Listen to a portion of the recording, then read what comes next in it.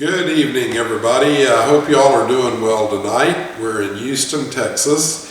I've got a very special guest, Mr. Jesse Miller. He'll be the first of his family to talk with us about some of the things that he's learned about connecting in the flow of the Spirit in his identity that he's been actually maturing in and working with his family, and they've been successfully applying it. So I figured it was time that we bring a family in and give you an idea of how the husband and the wife and the kids deal with it. And hopefully this will help those of you that have children or are married and you're trying to come together and learn how to flow together from the Spirit that you have inside with the Father and Son. So at this time, I'm going to ask Jesse a few questions and pretty much kind of let him give you some insights on what he's learned through the years and picked up. And hope you all enjoy it. And Jesse, my biggest question, I guess I'd say, is when do you think that you actually started realizing that you had an identity within that was connected in the Spirit with the Father and Son? I would say I knew at an early age, but I had no connection to it, and I wasn't sure how to connect to it. I remember, it's a simple story, but I remember being in the kitchen with my grandma and her cooking, and there was just this exchange of love that I felt, and I knew that's what I wanted in life, and I knew that's how I wanted to live life, and it got buried for years. I would say I was 20, 21 before the concept of God even started coming back around in my attention, and then in that, I went through the church system and got to a point where I was so burnt out I walked away. And then I would say it was probably 5 years ago now that the flames of that really started burning on my heart, and just led me through a personal transformation and has affected my family in amazing ways. Was Amy kind of wondering about you, or did she have the same fire burning in her? No, yeah. When I started 5 years ago, she was. I tried to explain it to her because I felt it and it was transforming me, and I knew it and I felt it inside. And then I tried to explain it to her, and it just hit a brick wall. So I realized real quickly I'm not going to win her through intellect. I'm going to win her to the process through her watching my life. And so that's when it transitioned. Good. So when did you notice her begin to catch on to what was going on? I was probably 2.5 years into that process before she recognized in a spot where I would have lashed out or been harsh, there was something tender there. And she saw it and realized, wow, this is true transformation. This stuff that he's been into has really transformed him, and so I'm interested now. I see. So seeing the experience of you transforming actually started giving the credibility inside her to say, hey, this is something that, it seems to be working, and maybe I ought to kind of get more information about it. So how did you see the transformation going on between the two of you? Yeah, we were at a spot that was tough. I owned a company, I sold it, and I was working on starting a company, and it didn't work. And so there was some pretty incredible pressure financially and relationally. And what it did was it turned my attention to where it should have been all along, to my wife, to my family, to my kids. And I had some challenges in childhood. I had a father that was present in the house, but I just had no connection with him, and so I wasn't sure how to even create that with our kids. And so I would say those factors really are what created a desire in her. She saw the way I engaged with the kids change. She saw the way I prioritized her change, and that started bringing us together. I see. So with the kids, did the kids kind of pick up on a difference? They're 5 and 7 now, and that was through their early childhood. Right. So it's really all they've ever known. I'm excited for that as they're growing up. What they've seen is this process and this progress in us. How do you think it's impacted them in the way that they're doing things? Oh, it's been incredible.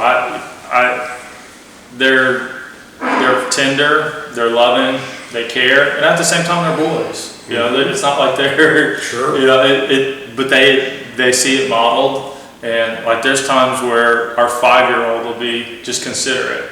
They'll say, "Hey, you want a glass of water?" And then Landry's the same way. Like he cares about the way people feel around him.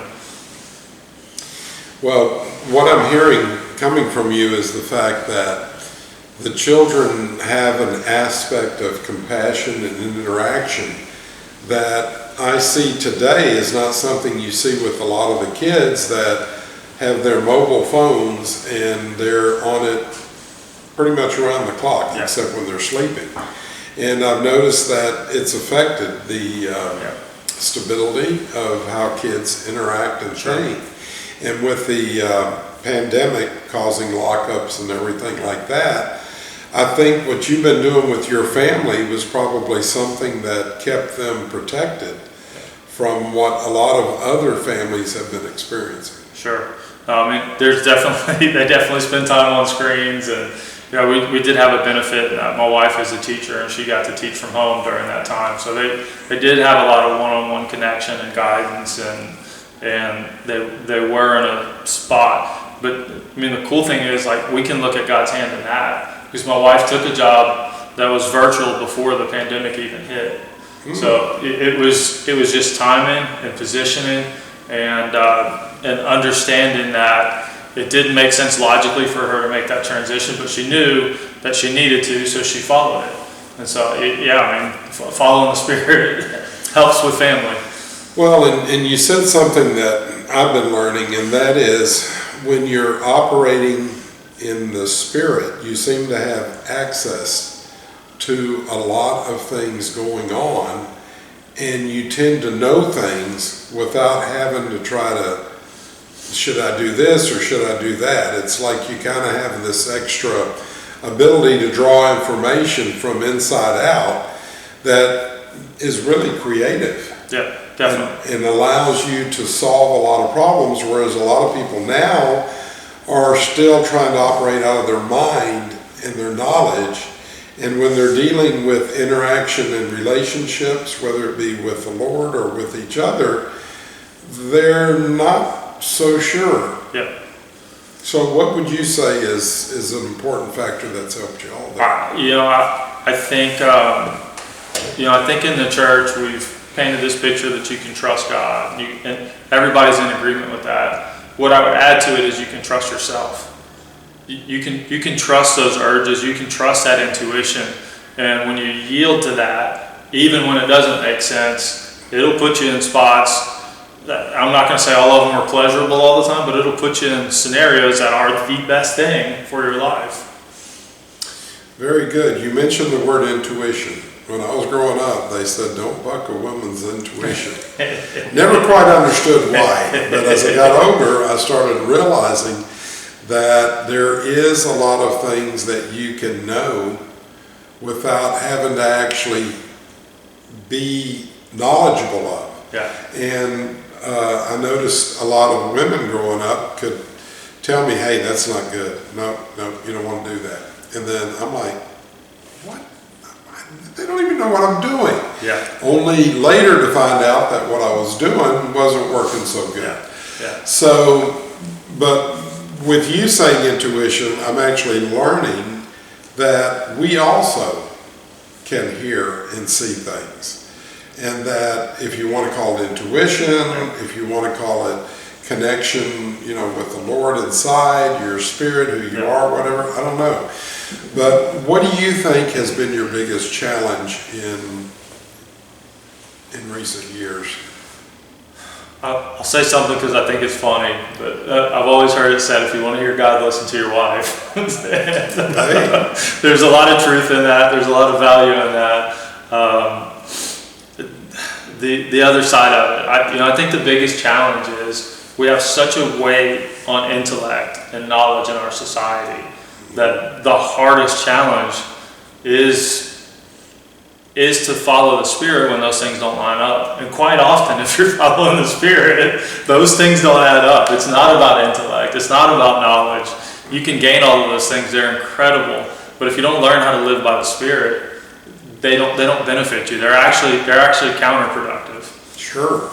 So what I'm kind of hearing is that if you're working or developing your spirit identity, that it gives you the ability to actually work out everything in the human part of your life, but do it in a way to where you don't stress, you don't have fear, you don't have a lot of concerns. Does that sound... I agree with that, and also disagree with it wholeheartedly, because I don't think the human side of us ever gets away from that tendency to cling and maintain power. And I think that's something that is always present, and not judging it, not hating it, loving it and embracing that part of this existence is a massive component to being able to follow. It's like Peter when he was fishing. He said, I've been fishing all night. Nevertheless, I've done everything I have. I've done everything I know. I've thrown everything I have at it. Nevertheless, I'm going to listen to what you're saying, and I'm going to shift and throw my weight here. And there's just times where it doesn't add up, where what the Spirit is leading you to do has no mental connection at all. Would you say that's a maturity that you go through, or would you say it's something that you have to actually stay on top of? Unfortunately, it's not a maturity that just happens. Okay. I think the more you yield, the easier it is to yield. And yielding comes down to our will. At some point. And then at some point it's already been taken care of. So the more you understand it's already been taken care of, the easier it is to yield. Good. Well, we're living in a society right now where I think there's a lot of things going on. There's a lot of unknowns and a lot of changes. How have you been able to diffuse a lot of the things going on outside from coming into your family environment? I think there's two factors. One is I saw it all coming. Okay. And seeing it all coming helps you prepare for it. If you didn't see it all coming and you're reeling by it, I would encourage you to ask the question how you didn't see it, and then that'll bring you down a track of just relationship and knowing the Father and knowing what He's saying. I think the second factor that I was going to talk about there is you have to peel back from society. I don't think we can afford to live fully entrenched in watching the news every night, running 90 miles an hour from 5 a.m. to 12 p.m. Like, we can't afford that. You just don't have the space and the ability. You're in this state of hyper activity that keeps you from seeing and hearing. So I would encourage you, like, if you're not seeing and hearing, there's probably some areas you need to peel back from society. I find that the more I live on the fringe, the easier it is to hear the Father in my life. Well, I think you made a very important comment there, and that was to hear the Father. Yeah. And I think that a lot of times people think that means you've got to hear an audible voice. Yeah. How do you hear?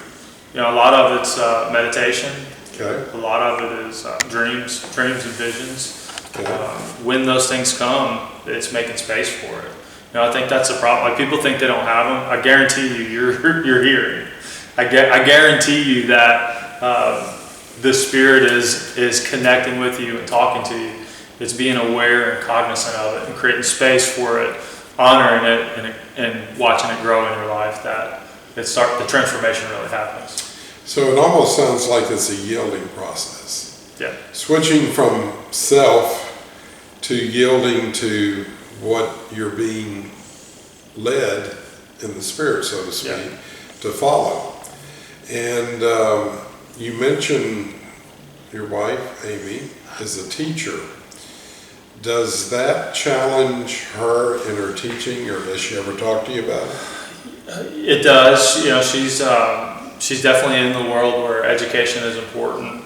She really loves it, just her personally. She loves dealing with kindergartners, so it's less stress. Well, and not only that, it's less process, and it's more, you know, how to engage with kids, how to be social. Like, those are the aspects of teaching she really enjoys. But what I love about her is that for her, it's like when she's following the Spirit, it comes from an intense feeling, and she's been willing to yield to that, and that's just incredible. Like, she won't tell you she's got a lot of, you know, visible or, you know, audible things happening internally, but she had a, I mean, when it was time to move here, she looked at me and said, "We're supposed to be here, aren't we?" And I honor that. I mean, it's just incredible, because I didn't have to put that in her. It came out of her. Right. And so, yeah.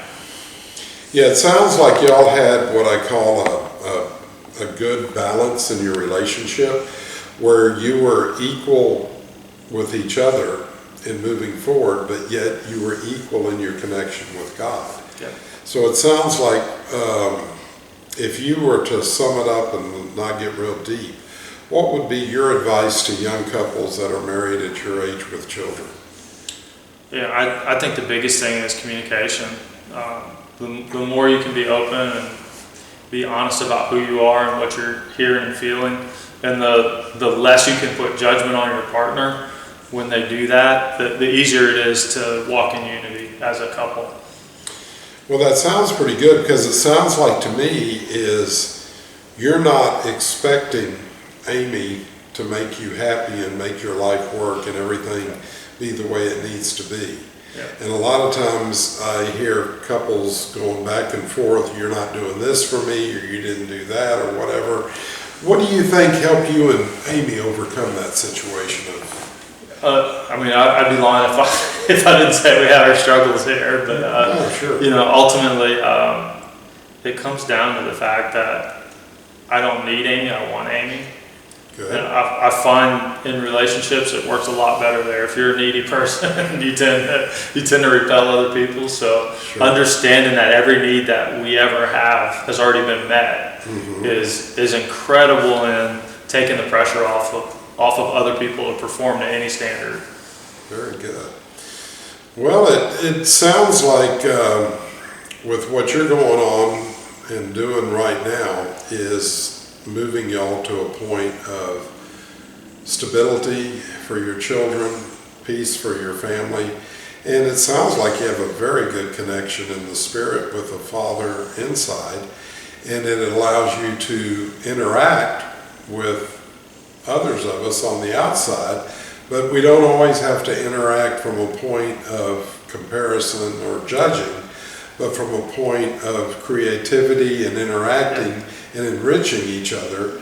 And that, to me, I think would be very appealing to especially a lot of the younger couples and how they're dealing with children. So if you were to talk to a man in a situation where he's trying to figure out what his future is going to be, and he's dealing with a lot of issues just like you have in the past, kind of give him a little idea of what he might be able to connect with to get out of that situation. Man, the first thing I would tell you is take the pressure off of yourself. Most likely you've adopted some societal pressures that are probably not what the Father's breathed into your heart.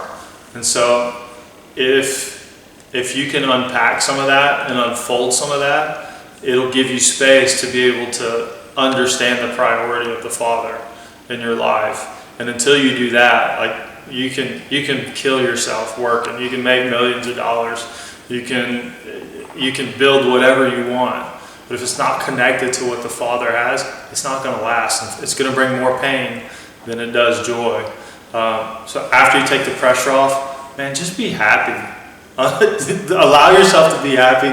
Allow yourself to have some fun. Unwind a little bit and take that pressure off. And I promise you, when you do that, you'll connect with the Father in a way that unfolds life that you never expected. Well, it really has been amazing to hear a lot of the things that you brought up. And what I'd like you to do is to kind of close us in a nutshell of where you think you as a family is moving to, and where you think people as a whole in our societies and our communities, what we can do to work together and build that future that is something we can do from inside out and not have to do from outside in. Yeah. All right. So the way I would answer that is, yeah, and I would encourage you as a man, run after God in that same thought process. Hold your family tight. Don't run so far you leave people behind in that process, or don't run in a way that your wife feels alienated or excluded. And there'll be times she doesn't get it, she doesn't understand it, and that's all right. It's all right for you to be there. You want to communicate the best you can, but you also want to demonstrate the process that you're in and allow her to see that transformation in you. Running in a society, man, there's incredible pressures from every direction. Learning to yield, learning to flow in the Spirit is the most important thing that you can do for your family. That'll navigate and create the future for not just your family, but our society and our country as a whole. Very good. You said flowing in the Spirit. A lot of times, flowing in the Spirit is dealing with an unknown. And I know a lot of people aren't very comfortable moving into the unknown. So what are some points that you might give to a man especially that is not used to flowing with stuff, unless it might be with their work where they're engulfed in it. But what has given you the confidence to be able to flow in the Spirit and know that even though you don't know what the outcome is, it's going to work? Yeah. I let go of the need to explain everything, and I let go of the need to be understood in everything. And when I could drop those things from the expectation that I allowed others to put on me, I was able to break down some of the barriers to flowing and following and yielding. And that gave you confidence to know that you were on the right track.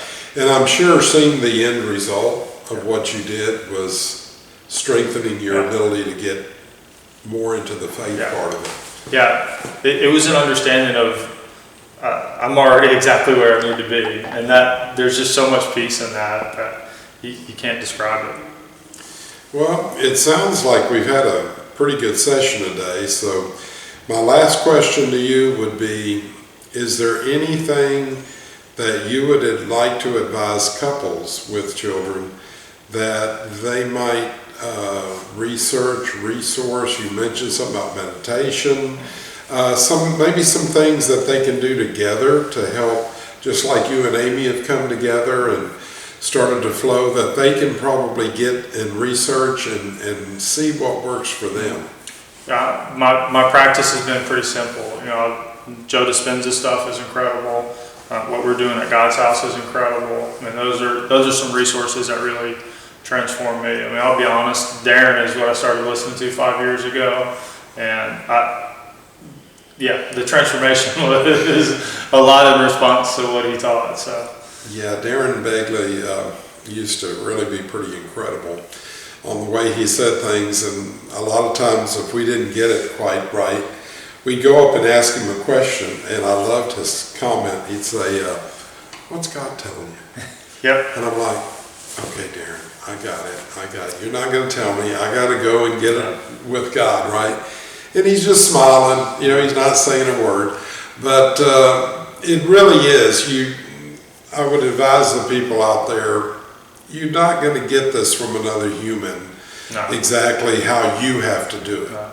You have to basically get in a position of surrender to what you know is inside is real. And if that's the Spirit that you believe is real, and that's another part of your identity, then you have access, you have an inheritance, you have a lot of resources but not a lot of people are going to give you the best information that you can get from the inside direct. Yeah. So would you say that your information that you've gotten inside direct has been pretty much on spot? Yeah, no, absolutely. There's times you embrace it and engage with it, and it doesn't produce what you want it to produce, but all of that stuff is coming from a natural place anyway. So being aware of it and engaging with it is the most important thing, and in time it proves out. Good. One thing that it just brought up to my mind is that in the way that you've gone at it and you've gone through it, have there been any failures that have come out of it that may have put you in a situation of, am I doing this right, or am I making a mistake, or, what's going on, and how did you go through it? Yeah, it's a great question. It's loaded and it's multifaceted. So as a human being, there's times I've looked like an absolute failure in this process. And from an outside perspective, I could see how people could come to that conclusion. On the other hand, internally, there's no failure in any of it, because all of it is in pursuit of why I believe we're here, which is knowing the Father and making Him known in the earth. And so, externally, yeah, lots of failures. Internally, I haven't lost a day in my life, man. So it sounds like the end result of what you've got, even when it seemed to be a failure, was leading you to another point of awareness and realization that allowed you to step out of the situation and see the big picture. Absolutely. Okay. Well, it sounds pretty good. So I would say that unless there's something else that you would like to add, the next interview will probably be with Amy Miller, and she'll give her side of it. And I promise not to tell her that you said anything bad about her at all. And of course, that's the truth. So again, we thank you all for tuning in with us. We look forward to hearing anything that you might have gotten from hearing what Jesse had to speak tonight and what your experience might have been. Because our main focus here is to help others grow in their relationship, not only with who they are on the inside, but the Creator that established us, being the Father and Son. So take care, flow with the Spirit, until we see you again. Good night. This is what I will do in the last days. I will pour out my Spirit on everybody, and cause your sons and daughters to prophesy, and your young men will see visions, and your old men will experience dreams from God. Acts 2:17, the Passion Translation. I'll pour pure water over you and scrub you clean. I'll give you a new heart and put a new spirit in you. I'll remove the stone heart from your body and replace it with a heart that's God-willed, not self-willed. I'll put my spirit in you and make it possible for you to do what I tell you and live by my commands. Ezekiel 36:26, the Message. I will put my law within them, write it on their hearts, and be their God. And they will be my people. They will no longer go around setting up schools to teach each other about God. They'll know me firsthand. The dull and the bright, the smart and the slow, I'll wipe the slate clean for each of them. I'll forget they ever sinned. God's decree. Jeremiah 31:33-34. The Message.